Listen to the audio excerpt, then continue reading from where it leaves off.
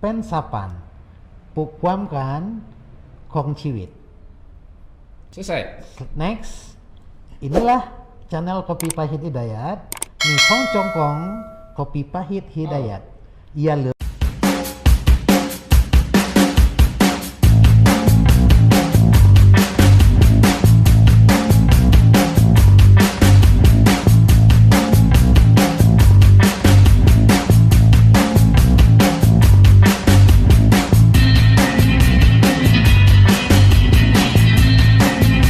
Bismillahirrahmanirrahim.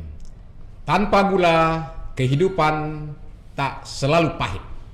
Bismillahirrahmanirrahim. Assalamualaikum warahmatullahi wabarakatuh dan salam sejahtera bagi kita semua. Dalam prosesi kehidupan, kepahitan-kepahitan terkadang tak bisa terelakkan. Namun bila mengalaminya, kepahitan-kepahitan itu merupakan jalan atau jembatan menuju manisnya kehidupan. Inilah channel Kopi Pahit Hidayat.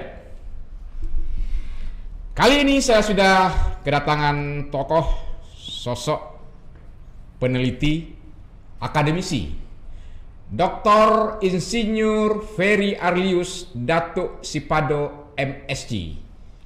Apa kabar Pak Datuk? Sehat? Alhamdulillah sehat. Assalamualaikum. Waalaikumsalam warahmatullahi wabarakatuh. Beliau ini merupakan putra tanah datar, tempatnya di Nagari Lawang, Mandailing, Salim Pauang, tanah datar.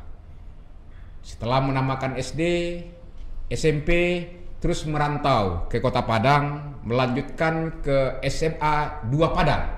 Ya, Kemudian lulus, diterima di Fakultas Pertanian Universitas Andalas, terus juga lanjut S2 ke Thailand. Kemudian juga melanjutkan S3-nya di Universitas Padjadjaran Bandung. Iya, betul. Hari-hari sekarang beliau sebagai staf pengajar di Fakultas Teknologi Pertanian UNAN yang merupakan dekan, mungkin termuda. Saya menyebutnya dekan milenial gitu. Terima kasih. Terima kasih. Bukan yang termuda, Dekan, Pak ya. bukan termuda ya, tapi Masih gayanya termuda. milenial nih, Pak Datuk. Alhamdulillah. Ferry Arlius ini. Menarik cerita, pernah melanjutkan kuliah di Agriculture Chiang Mai Thailand University. Betul, iya. Kita ingin tes nih, betul nggak nih S2-nya di Thailand gitu. Kita ingin tes bagaimana misalnya tanpa gula kehidupan tak selalu pahit gitu. Oke, terima kasih. Jadi saya coba ini mentranslate kalimat pembuka Pak Hidayat tadi mulai dari dalam suatu kehidupan. Oh, gitu iya. Ya. นี่ชีวิตของเรานะครับ มีเวลาที่คำคมคูนเป็นสิลิกติลิงเลี้ยงไม่ได้ Jadi di dalam satu kehidupan, suatu ketika ada kepahitan yang tidak bisa kita elakkan. Kalimat kedua, namun kepahitan merupakan jembatan menuju manisnya kehidupan. Iya, bahasa Thailandnya. Te kom kon kun pen sapan ปลุกความกันของชีวิต Selesai. Next, inilah channel Kopi Pahit Hidayat. Nihong Congkong Kopi Pahit Hidayat. Ia jangan lupa chop, like, tip tam, like and subscribe. Ya, Nice. Nice. Nah, ini benar rupanya beliau juga tamatan S2 dari Thailand begitu. Masih tersisa Iya, sedikit dari Pak bahasa Doktor. yang pelajari. Ya. Iya. Ya, di samping juga doktor, beliau juga menyandang status di adat ya, kaum sebagai Datuk Sipado. Saya ingin tahu ini, kadang-kala kita kan panggil Datuk, apalagi di daerah Datuk-Datuk tanah datar, semuanya kadang seusia kita panggil Tuk. Kadang ada kesan agak seloroh, segala macam. Ya, Itu sesungguhnya panggilan Datuk ini dalam tataran adat alam Minangkabau, terutama tanah datar itu filosofi seperti apa ini Pak Ferry? Baik, makasih. Jadi panggilan Datuk itu kan memang panggilan yang ditujukan buat nenek mama, gitu ya. Jadi penghulu. Kalau di kampung malah dipanggil itu penghulu. Ya, karena di waktu kelas 2 SMP kebetulan mama dari penghulu dari kaum saya itu meninggal dunia, lalu diwariskanlah, diturunkan kepada kemenakan, kebetulan kepada saya. Maka sejak itu saya dinobatkan menjadi datuk di keluarga suku Kampung Dalam di Lawang Mandahiling Salimpau. Berarti asli ya datuknya? Asli. Dan juga datuk yang nggak asli gitu ya? Asli dinobatkan. Dinobatkan. Ini panggilan datuk ini kan orang yang dianggap memiliki kelebihan pemikiran, Betul. karakter, sifat yang bisa menjadi pengayom bagi anak kemenakan. Iya, Kan betul. itu antara lain alasan. Iya, betul sekali. Iya, ya. Jadi ya kalau memang di dalam pergaulan terkadang kan ada juga beberapa di antara kita yang memanggil datuk kepada yang lain, walaupun bukan dalam konteks dia penghulu dari kaum, mungkin lebih kepada penghargaan bahwa dia mungkin punya pola pemikiran yang sedikit di atas dari kawan-kawannya. Nah, ada juga yang seperti itu pemanggilannya. Gitu. Atau juga mungkin orang tuanya yang datuk. Jadi untuk terkadang kan ada di dalam kehidupan kita ketemu yang sama namanya, jadi untuk membedakan seseorang itu kadang-kadang datuk gitu ya. Tapi tetap itu adalah dalam adat kita panggilan penghargaan kepada gitu kehormatan. Ya. Tentu jadi punya beban juga untuk bisa perilakunya harus menjadi panutan ya. Oh ya pasti. Bagi yang karena yang menjanang gelar datuk itu kan memang harus ada kriteria tertentu, harus ada. Tapi kalau datuk-datuk yang nggak bisa dijadi contoh itu mungkin kurang asli kali ya, Pak. Mungkin itu datuk honoris causa gitu. Baik, Pak Dr. Ferry, tentu jabatan Dekan Fakultas Teknologi Pertanian, juga Ketua HKTI Sumatera Barat, juga menjadi Wakil Sekjen ya di DPP Ikatan Keluarga Alumni Universitas Andalas. Ini kan luar biasa nih penghargaan organisasi. Ini anak kampung dari Nagari Lawang ini kok bisa masuk ke Padang, bisa menjadi tokoh seperti itu, gimana ceritanya nih? Belum tokoh sebetulnya. Belum tokoh, tetapi begini. Tapi di Kopi Pahit udah tokoh. Terima kasih. Saya punya orang tua, bapak saya itu penggagum Soekarno. Jadi dari kecil, dari SD itu saya yang selalu teringat adalah arahannya bahwa yang pertama harus berkecimpung di dalam dunia masyarakat dan organisasi. Dunia sosial ya. Kemudian mempunyai kemampuan berpidato dan berbicara di depan umum. Jadi dia cerita itu Soekarno itu sing apedium, ya, kira-kira Agus Salim atau. Nah kemudian juga terakhir itu kemampuan berbahasa Inggris. Jadi saya dari kecil itu memang dipush untuk itu, sehingga bahkan walaupun hidup jauh di kampung, tetapi di kelas 1 SMP itu saya sudah disuruh les tambahan kursus bahasa Inggris. Harus bisa berdebat, berpidato, berdiplomasi, menguasai bahasa asing, dan mengaji juga. Mengaji tentu. Di SD kita dari SD kelas 1 SD saya sudah mengaji, dan di SD kelas 5 itu sudah katam. Ya, udah katam ya? Ya, alhamdulillah kita generasi saya tidak akan tes katam rupanya kan. Saya tidak tes lagi. Kalau bahasa Thailand saya bisa tes juga. Alhamdulillah saya termasuk generasi yang juga sudah masih mencoba tidur di surau. Konsep surau. Dan mungkin di kampung keadaan seperti itu yang kemudian membentuk kita untuk semangat atau fighting spirit itu. Semasa-masa Pak Dr. Ferry kan memang anak-anak kita ini kan memang medsos tidak sehebat sekarang, informasi pun juga tidak sekencang sekarang begitu kan. Apa sih yang memotivasinya dari kampung ingin untuk berubah, berani merantau ke Padang seperti itu? Apa yang menjadi motivasi di samping juga persoalan spirit dari orang tua? Yang pertama spirit orang tua, yang kedua di waktu SMP itu kelas 1 SMP kebetulan saya ikut Porseni waktu itu ya, Pekan Olahraga Seni, dan juara untuk di kecamatan dalam tenis meja. Nah kemudian dibawa ke tingkat kabupaten, alhamdulillah juga juara. Akhirnya saya masuk ke Porseni tingkat provinsi di Padang. Nah waktu itu saya lihat, wah ini kehidupan ya waktu itu kita dari kampung datang ke Padang sangat luar biasa lah ya ini, dan membacu semangat saya. Oke, saya harus mendapatkan pengalaman kalau ingin mau berhasil itu harus masuk ke arena yang lebih besar lagi. Makanya waktu tamat SMP saya sampaikan kepada orang tua, saya ingin SMA itu di Padang, walaupun harus kos sendiri, tinggal jauh dari orang tua, tapi saya pikir bahwa di sinilah saya akan nanti akan bisa lebih mengembangkan diri. Intinya walaupun dari desa, dari Selempawung sana, tapi memang tekadnya kuat. Iya. Percaya dirinya ada. Percaya diri ada. Itu yang penting ya. Betul, iya. Terus SMA tinggal sama orang tua kali ya atau keluarga? Enggak, SMA kita kos. Saya kos. Di SMA di SMA 2 Padang. Saya kos terpisah. Orang tua kan di kampung gitu. Betul. Terus lanjut S1 di S1 di Fakultas Pertanian UNAN. Alhamdulillah kemudian diterima jadi dosen. Nah, kemudian juga saya berpikir waktu itu saya harus kejar sekolah. Ya. Makanya begitu belum ngajar apa-apa, saya udah ngejar sekolah, dapatlah di Chiang Mai University, dapat beasiswa dari Ford Foundation, saya lanjutkan di sana dan kebetulan kan memang pertanian Thailand kita rasa cukup bagus, lebih bagus dari Indonesia. Selama 2 tahun di Chiang Mai University saya rasa cukup banyak. Apa yang mendapat ilmu pengetahuan dari Chiang Mai? Yang menarik ini? Yang menarik di sana adalah masyarakatnya itu lebih terbuka terhadap teknologi. Kemudian juga hasil-hasil penelitian ini pihak kerajaannya itu sendiri punya yang namanya Royal Project.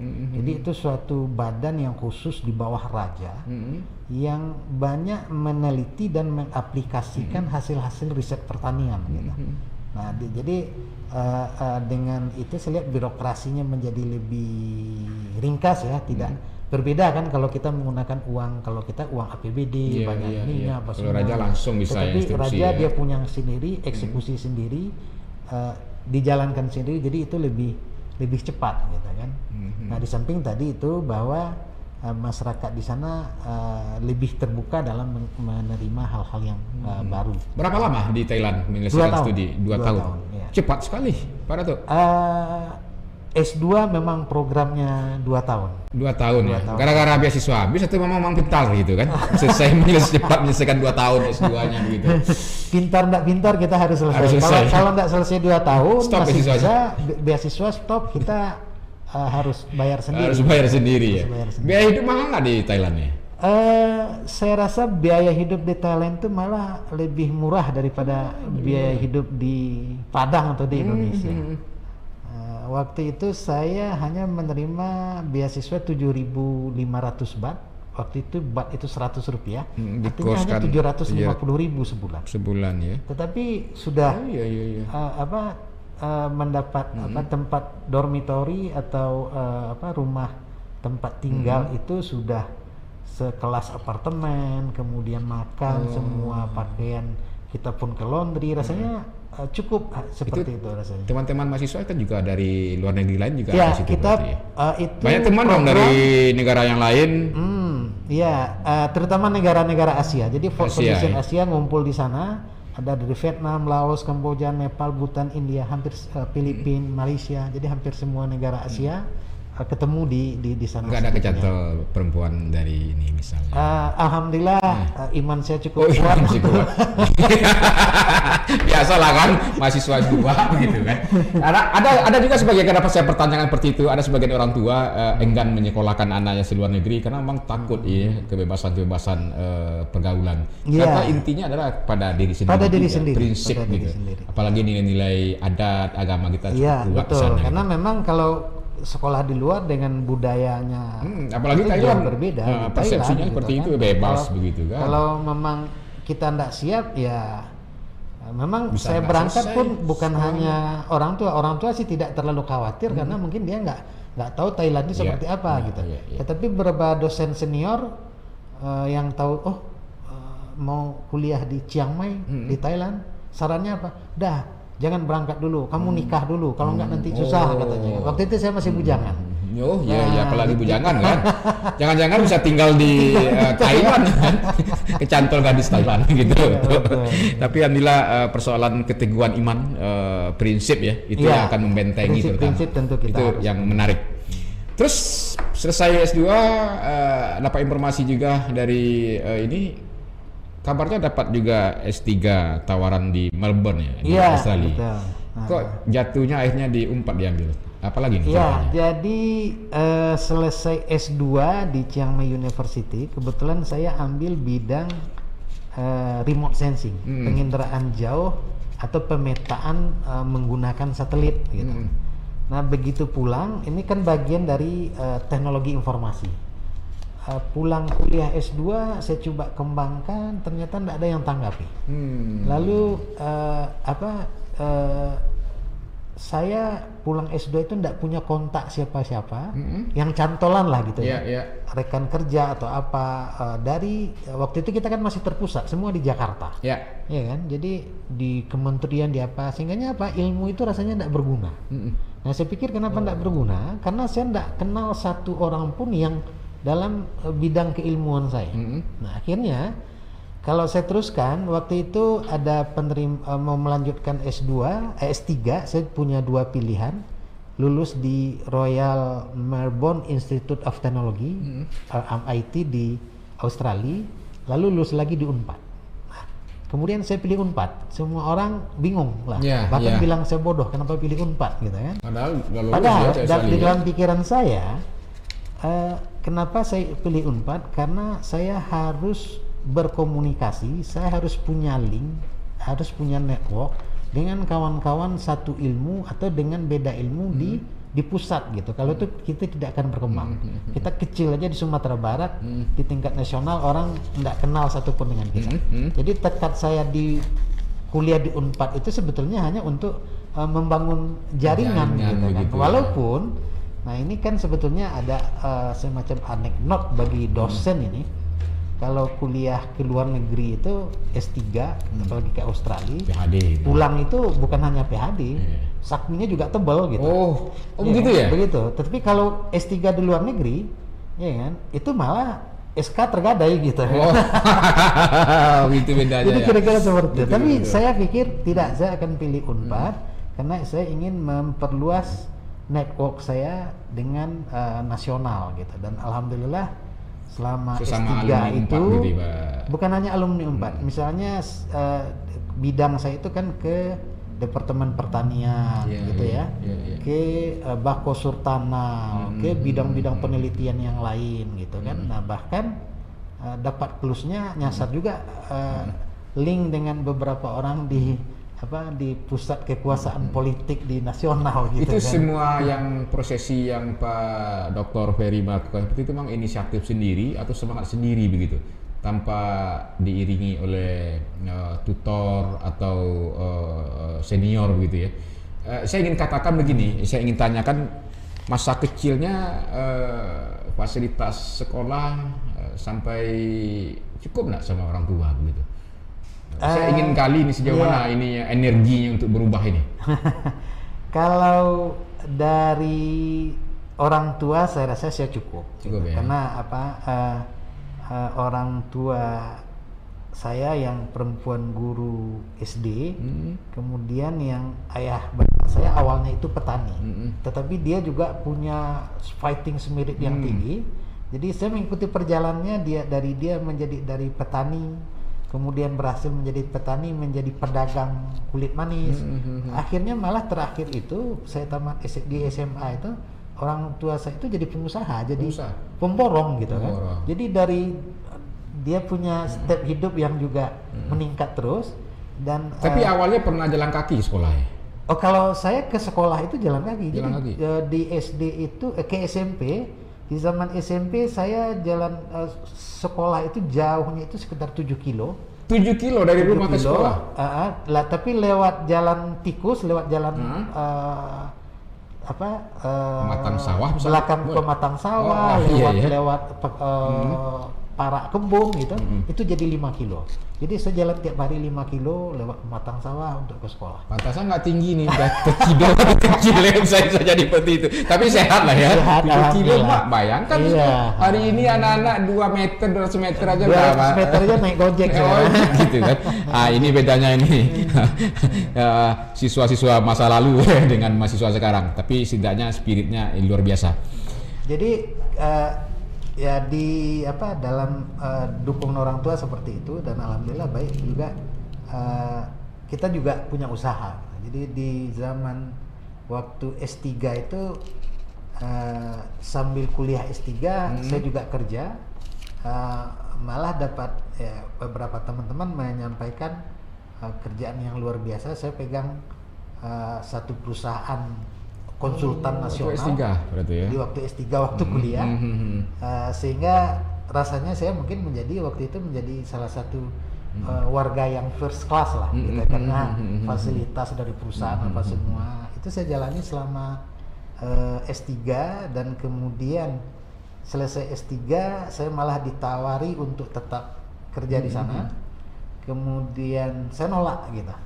Karena saya berpikir saya besar itu karena Universitas Andalas, maka saya harus pulang dulu. Walaupun perusahaan itu mau mengganti rugi ke Universitas Andalas berapapun, asal saya bisa mau tinggal di sana. Tapi saya bilang saya pulang dulu, insya Allah nanti kalau ada jodoh lagi bisa saja saya balik kerja ke sana. Itu bisa jadi disebut gara-gara membangun jejaring dan informasi ya. Iya, membangun. Kita harus membuka diri untuk sektor lain, sisi lain ya. Mungkin itu dikatakan seperti itu ya, Pak? Ya betul, karena tidak bisa, kita harus mempunyai jejaring yang apa namanya, yang cukup kuat. Saya apapun hasil yang saya peroleh hari ini, baik di segi jejaring, pergaulan, jabatan atau apapun namanya, saya akui itu karena berteman. Saya bisa dapatkan ini semua karena bantuan dari teman-teman, bantuan dari banyak orang. Kalau nggak bisa jadi. Gitu. Nah itulah yang kemudian nggak tahu, mungkin ini dasarnya bahwa kita selalu memperbanyak teman, berkenalan dengan orang baru. Nah akhirnya apa? Ini juga kita bawakan ke dalam pekerjaan, sehingganya saya juga bangun jaring-jaring sekarang sudah mungkin secara internasional. Baik, kelas. Banyak asumsi mengatakan perguruan tinggi negeri ini seperti Menara Gading ya, apalagi dari puncak Limau Manis ini kan. Apa sih kontribusi konkret UNAN ini untuk pembangunan Sumatera Barat? Banyak orang mengatakan tidak ada yang bisa gimana Pak Datuk melihatnya? Baik, makasih. Jadi begini. Universitas itu suatu institusi pendidikan. Ya, tridharma perguruan tinggi, pendidikan dan pengajaran, penelitian dan pengembangan, serta peran serta masyarakat. Nah, di tiga yang terakhirnya. Nah, tetapi yang menjadi core yang sangat besar sekarang kan memang pendidikan. Kalau ditanya, kalau soal pendidikan, bukan tidak mungkin hampir semua di Sumatera Barat itu kan dari UNAN gitu, sebagian besar gitu kan. Itu saya rasa sudah satu kontribusi ya, dalam meningkatkan SDM masyarakat. Ya. Nah kemudian di dalam penelitian, nah ini mungkin masih yang belum tersosialisasikan kepada masyarakat. Sebetulnya banyak penelitian yang telah dilakukan di universitas itu yang dapat sebetulnya meningkatkan kehidupan masyarakat, yang ujungnya nanti akan dilaksanakan melalui pengabdian. Oh, ada ya? Ada. Nah, pengabdian itu sekarang yang porsinya itu memang masih kecil, tetapi bukan tidak ada. Hampir tiap tahun dosen-dosen itu membina kelompok-kelompok petani, membina UKM, membina masyarakat gitu. Tapi mungkin masih dalam spot-spot kecil. Nah, kemudian juga itu tidak terekspos. Saya punya banyak teman-teman di UNAN itu yang konsen, dia membina nagari, membina UMKM. Langsung? Ada, tetapi jumlahnya mungkin belum banyak dan belum terekspos. Jadi bukannya tidak ada. Jadi bukannya UNAN itu menjadi Menara Gading, tidak. Karena orang UNAN itu juga sendiri kan orang Sumatera Barat gitu. Mereka juga dari kampung, seperti saya dari kampung kan gitu. Kita juga mengingat bahwa bagaimana masyarakat di nagari, di kampung-kampung juga dapat meningkat gitu taraf kehidupan. Dalam konteks pengabdian masyarakat seperti apa program-program pengabdian masyarakat yang dilakukan oleh UNAN? Ada banyak sebetulnya. Apalagi Pak Datuk salah satu ketua KKN mahasiswa UNAN juga ya? Ya. Jadi kalau boleh juga cerita, KKN itu salah satu bentuk pengabdian masyarakat. Banyak kita melihat bahwa KKN itu hanya mahasiswa pergi ke kampung, kemudian ngumpul apa semua, lalu pulang tanpa hasil. Sebetulnya tidak gitu. Saya dari pulang S3 ditunjuk jadi pengelola KKN. Yang pertama sebenarnya itu internal di saat itu bagaimana mahasiswa ini mempunyai semangat untuk ber-KKN. Lalu juga pemerintah daerah dan masyarakat menerima gitu. Respon bagus ya. Responnya bagus. Nah, itu yang harus kita bangkitkan lagi. Karena coba bayangkan kalau saya kirim 4.000 orang setiap tahun. 4.000 mahasiswa. 4.000 mahasiswa ke yang seluruh nagari yang ada di Sumatera Barat. 200. 200. Karena kita tempatkan satu nagari 20 orang. Nah, institusi mana yang bisa menggerakkan sukarelawan sebanyak 4.000 orang dalam satu waktu tanpa dibayar? Intelektual lagi. Ada, gitu kan? Nah, ini kan potensi yang sangat besar gitu. Nah, tinggal kita bagaimana kita membenahi ini supaya dia berkontribusi positif. Nah, akhirnya apa? Saya linkkanlah KKN ini dengan dinas terkait. Sehingganya saya punya kerjasama dengan dinas perkebunan untuk perkebunan kakao, ada desa nagari tertentu. Iya. Kerjasama dengan dinas kesehatan. Nah, ini jauh sebelum COVID ini, kita itu di KKN itu dengan dinas kesehatan sudah punya program cuci tangan. Cuci tangan. Jadi, gerakan masyarakat sehat misalnya. Sehat, ya. Jadi di setiap SD itu bikin apa? Kita bikin wastafel yang didanai oleh dinas kesehatan, lalu siswa SD kita ajari hidup bersih, cuci tangan apa semua, gosok gigi, semua seperti itu. Saya kerjasama juga dengan dinas pertanian, dengan dinas pangan untuk memanfaatkan lahan pekarangan. Gitu. Nah, bahkan berarti ada agent of change pengiriman mahasiswa. Betul, iya. Nah, dan juga saya rubah bagaimana polanya agar mahasiswa itu mahasiswa ujungnya kan nilai ini, ya. Dia kan ada juga orientasi nilai ya, kan kira-kira seperti itu. Tetapi saya bikinkan polanya bahwa nilainya itu tergantung dari kerjaannya. Jadi saya bikinkan kayak credit point lah. Kalau dia ngerjakan ini dapat poin sekian, dapat ngerjain dapat poin sekian. Sehingga kalau dia mau nilai poinnya 90, maka dia harus mengerjakan 4 atau 5 kegiatan. Jadi ada variabel ya. Ada variabel. Sehingganya fungsi lebih optimal. Lebih optimal. Nah, sehingganya di saat terakhir itu saya menjabat, di dalam satu masa KKN itu lebih dari 200.000 kegiatan di dalam satu KKN. Mulai penyuluhan hukum, ya tergantung fakultas. Hasil evaluasi UNAN gimana? Efektivitas KKN mahasiswa UNAN ini? Kalau di internal kita evaluasi bagus. Bagus. Ya kan, dari apa yang dikerjakan mahasiswa ini bagus. Nah, variabelnya, indikatornya kira-kira? Indikatornya kan kita lihat bahwa apa yang dia laksanakan itu berjalan dengan baik. Contoh, respon masyarakat. Ya, misalnya dengan program pemanfaat lahan pekarangan, kita bantu mahasiswa dengan bibit. Di nagari dia bikin pembibitan untuk di lahan pekarangan gitu. Nah, itu tumbuh dengan baik, masyarakat memelihara gitu. Nah, kelemahannya adalah KKN hanya 1,5 bulan. 1,5 bulan. Setelah itu ya habis lepas, ya? gitu kan. Nah, tidak ada lagi, dan mungkin masyarakat karena tidak ada lagi yang mau motivasi, ini juga sudah dingin lagi gitu kan. Nah, itu kira-kira kalau untuk KKN saya kira masalahnya itu adalah. Tapi bagi mahasiswa ini kan juga semacam wadah untuk bisa memahami dan mengenal ya struktur sosial masyarakat. Bagi mahasiswa, kalau saya juga berinteraksi, bilang di UNAN itu bahwa KKN itu adalah mata kuliah yang mengajarkan mengenai soft skill. Soft skill bagaimana interpersonal dan antarpersonal.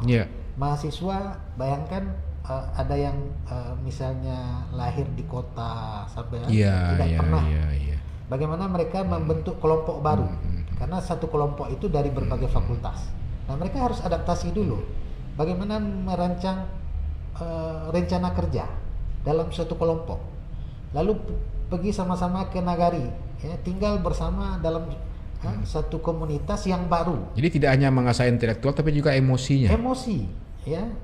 Banyak ada kejadian yang mahasiswa bertengkar satu sama lain, di tidak kompak gitu kan. Nah, itu bagian dari pembelajaran interpersonal skill dari mahasiswa. Dalam peningkatan SDM gitu. Nah, umumnya mahasiswa pulang KKN itu merasa mereka lebih pede lah, gitu. Lebih pede, karena mereka sudah berbicara di depan umum, mimpin rapat, apa semua, membuat perencanaan dan lain-lain gitu. Nah, ini kan tidak dapat di dalam kelas perkuliahan. Baik Pak Dokter. Dulu UNAM dikenal alumni-alumninya cukup memegang posisi-posisi strategis kan di pemerintahan daerah. Hari ini agak berkurang. Apakah karena memang jaringan yang kurang dengan atau gimana Pak Dato melihat ini? Atau sudah cukup diserahkan kepada yang lain misalnya seperti itu kan?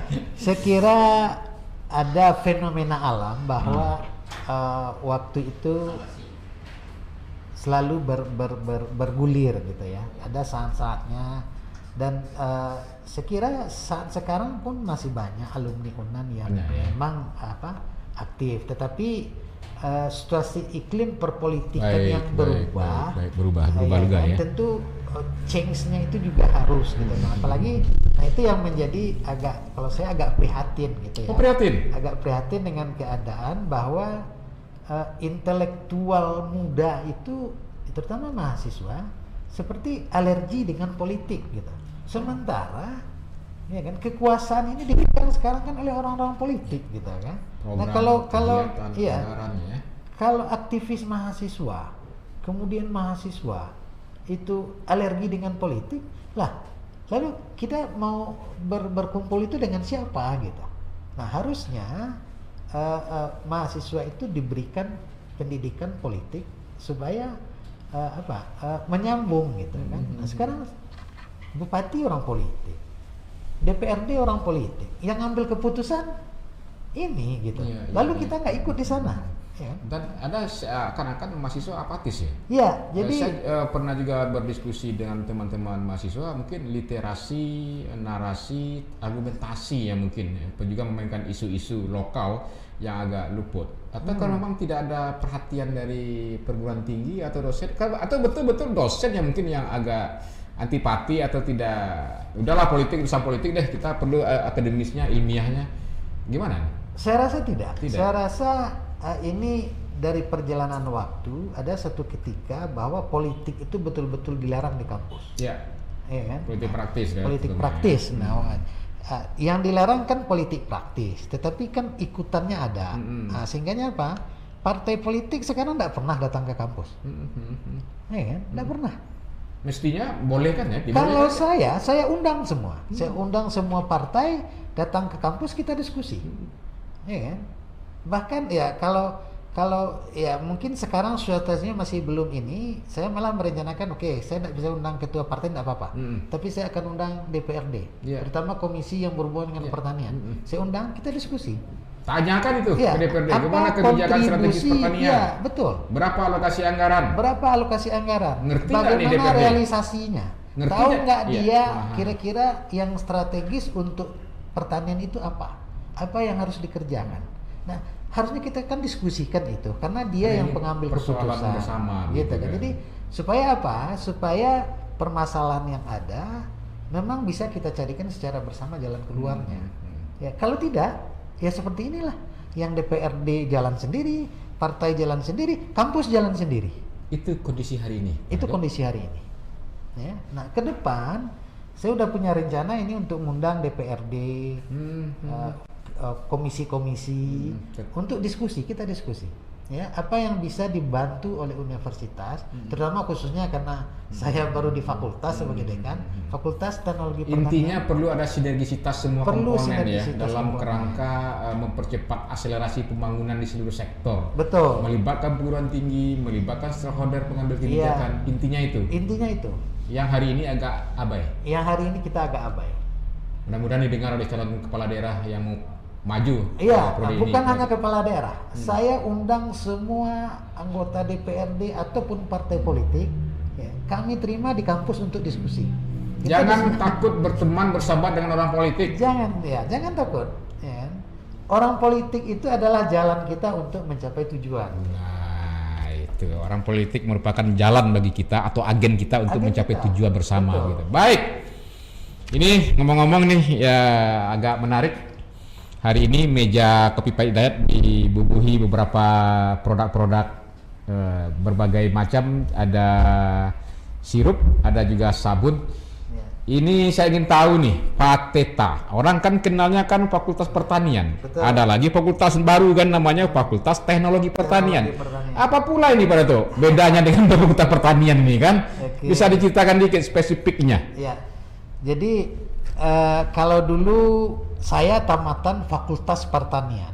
Jurusannya apa? Jurusan Teknologi Pertanian. Oh, Jadi jurusan Teknologi Pertanian dulu adalah bagian dari Fakultas Pertanian. Nah, di 2008 jurusan ini ditingkatkan menjadi fakultas. Maka ada Fakultas Pertanian, ada Fakultas Teknologi Pertanian. Nah, Fakultas Teknologi Pertanian mempunyai 3 jurusan. Yang pertama Teknik Pertanian. Teknik Pertanian. Teknik Pertanian ini berhubungan dengan mesin-mesin pertanian, traktor, thresher, alat mesin pertanian mesin pertanian, termasuk irigasi. Kemudian teknologi hasil pertanian. Teknologi hasil pertanian mengolah hasil pertanian. Oh. Kemudian teknologi industri pertanian, hasil pertanian yang skalanya industri. Hebat dong jurusannya. Jadi ada 3 jurusan yang sebetulnya ini suatu fakultas atau jurusan yang sangat akan berkembang ke depan. Nah, kita lihat di zaman Covid ini kalau yang lain pada down semua, yang pengolahan hasil pertanian makin tetap naik. Tadi udah berapa tahun nih berarti? 12 tahun. 12 tahun udah lama juga ya. Apa aja karya produksi hasil inovasi dilakukan oleh fakultas ya? Secara penelitian mahasiswa dan dosen sudah cukup banyak. Ya, kita mengolah hasil pertanian itu juga hampir semuanya sudah. Tetapi itu yang saya inginkan ke depan itu kita inikan ke masyarakat. Nah, ini contoh-contoh produk yang kita sudah sosialisasikan ke masyarakat dan kita bina. Apa aja nih? Bisa dijelaskan? Ini mahasiswa yang buat atau binaan dari Pateta? Ada mahasiswa yang buat, ada yang UMKM yang kita bina. UMKM yang dibina oleh dosen Pateta itu membuat sirup pala. Ya. Sirup dari pala? Dari buah pala. Ini kelompok Bayang Bungo Indah di Koto Barapa, Kecamatan Bayang, Pesisir Selatan. Ya. Nah, jadi apa namanya teknologinya dari Pateta, nanti juga sampelnya dari petani, kita kerjasamakan. Dibuat oleh petani UMKM, diproduk dan kita bantu juga pasarkan. Dan ini hasilnya? Ini hasilnya. Ya, ini hasilnya juga. Apa namanya Pak? Ini sirup pala. Sirup pala. Khasiatnya apa nih? Ini saya rasa secara khasiat saya tidak tahu persis kandungannya, tetapi kalau buah pala itu kan sebagai imun tubuh. Tapi jelas adalah khasiatnya ya. Terlalu itu imun lah. Ya, nah kemudian ini juga ini dari labu. Oh, labu. Jadi di Alang Panjang cukup banyak labu. Iya. Nah, kemudian puding labu, selai labu, onde-onde labu, mie labu. Jadi kita ajarkan masyarakat untuk membuat ini menjadi usaha rumah tangga, sehingga mungkin bisa akan jadi peningkatan nilai tambah ya dari bahan baku bisa menjadi bahan. Ya, karena kita tahu bahwa nilai tambah tertinggi adalah dari mengolah hasil pertanian. Ya kan? Kalau jual mentah, harga enggak seberapa. Jagung 1 tongkol 1.000. Direbus hanya dengan tambah garam sedikit jadi 4.000 gitu. Ya betul, udah 400%. Seperti inilah gambarnya. Ya. Apalagi kalau kita gunakan teknologi. Nah ini apalagi nih? Produk mahasiswa. Jadi, ini dari kayu putih, lotion dari kayu putih. Untuk kulit ya? Untuk kulit ya. Kulit lotion. Sabun apa semua gitu. Ini juga sabun. Sabun dari termasuk sereh wangi, kemudian sabun dari sereh wangi. Bahan dasarnya gitu kan. Nah, ini lagi kita urus patennya. Nah, nanti kalau ada investor yang mau mengembangkan ini boleh gunakan formula yang sudah ini mahasiswa yang mahasiswa. Wow. Nggak tahu kita selama ini kan mahasiswa juga bisa buat seperti ini, Pak Datuk. Oh bisa, sebetulnya ya? secara ini sudah bisa. Jadi tinggal. Apalagi nih produk kita yang di Pateta yang melakukan binaan ya? Nah itu ini apa pula gula itu? semut.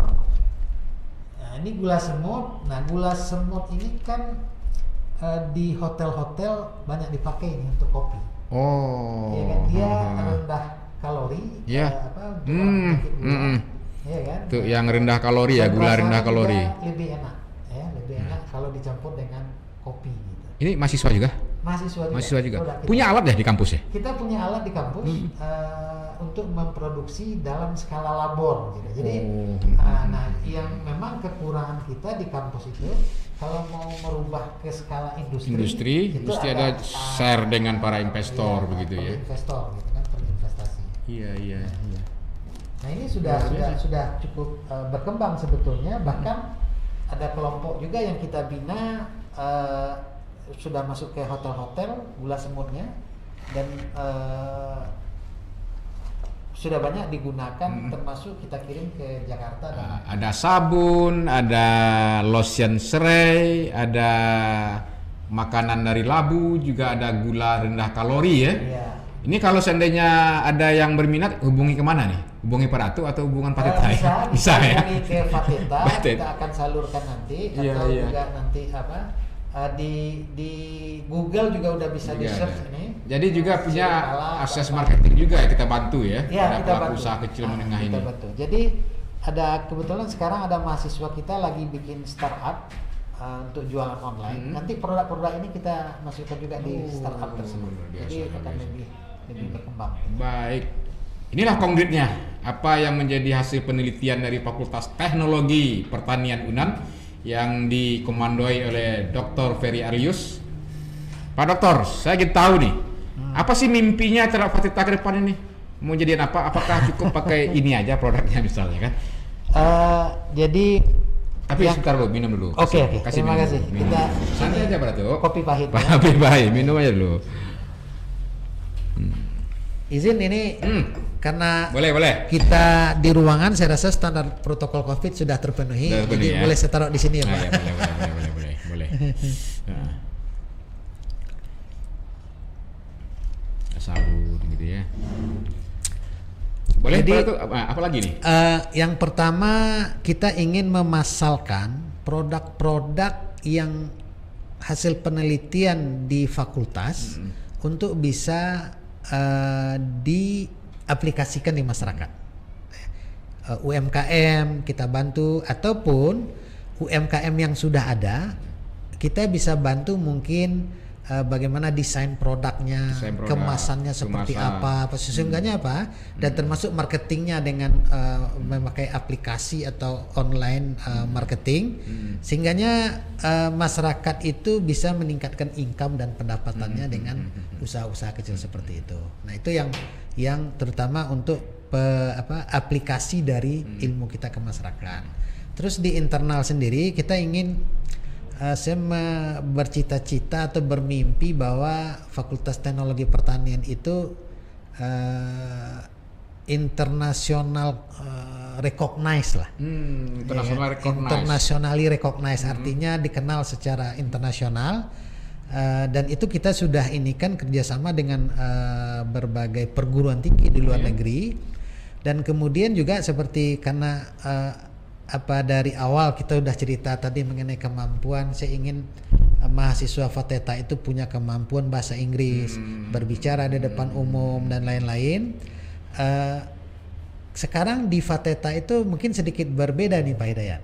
Kalau acara mahasiswa itu MC-nya bilingual, dua. Bilingual, bahasa Indonesia dan bahasa Inggris. Iya kan? Nah selalu, ya kan? Itu kita mulai. Lalu dosen minimal dalam satu semester minimal 2 kali itu harus ngajar dalam bahasa Inggris. Ya kan? Oh iyalah, sekarang bahasa Inggris ya, itu penting gitu kan. Jadi wajib gitu kan. Itu dikuasai. Nah kemudian juga kita membentuk di mahasiswa English Club, dia English bisa ini. Nah ujungnya apa? Ujungnya adalah lulusan terbaik Fateta dengan kerjasama kita dengan beberapa perguruan tinggi di luar negeri, lulus dia terbaik dengan nilai bagus, bahasa Inggris bagus, kita bisa berikan beasiswa dan ada yang akan terima dia di Thailand, mau S2 di Jepang. Kita punya kerjasama Gifu University, Kobe, Shimane. Kalau di Thailand kita King Mongkut Royal Institute. Luar biasa ya, jaringan internasional. Ya, jadi mereka terbaik lulusan FATETA diterima S2 di sana dengan beasiswa. Berarti sebagai dekan setelah menyiapkan segala instrumen ini Sudah, terutama mahasiswa untuk sudah bisa kita siapkan. tarung di perguruan tinggi internasional. Ya, nah kemudian juga saya evaluasi begitu jadi dekan, ternyata saya lihat kok mahasiswa ini tamatnya 5 tahun. Sementara S1 itu kan cuma 4 tahun. Yeah. Lihat nilainya cukup bagus, IPK itu 3. Akhirnya saya genjot. Kita pecahkan rekor dalam satu kali wisuda, FATETA itu 14 orang cum laude. 14 orang cum laude. 14 orang lulus dengan cum laude. Ini karena COVID aja. Kalau enggak tahun ini 50 orang cum laude satu kali wisuda gitu. Karena apa? Saya inikan kepada pembimbing betul-betul untuk membimbing mahasiswa itu, mulai dia dari masuk mata kuliahnya apa yang diambil, penelitiannya apa, semuanya kita susun sehingganya tamat betul-betul 4 tahun. Nah kalau tamat 4 tahun nilai bagus, cum laude gitu. Nah selama ini kan mahasiswa agak santai, sehingganya tamatnya target ya lewat dari 4 tahun, walaupun nilainya bagus itu tidak cum laude gitu. Nah itu yang kita sekarang di coba internal kerjakan ya, internal. Nah ini juga di samping saya dalam merencanakan sekarang bekerja sama dengan pemerintah kota kabupaten untuk membuat yang entrepreneurship. Jadi intinya begini, setiap kota kabupaten boleh kirim ke FATETA 3 orang lulusan SMA dari kota kabupaten untuk langsung masuk di FATETA, jalur khusus tanpa tes jalur khusus. Syaratnya ya selain nilai juga cukup bagus, dia mau untuk mengembangkan kampungnya.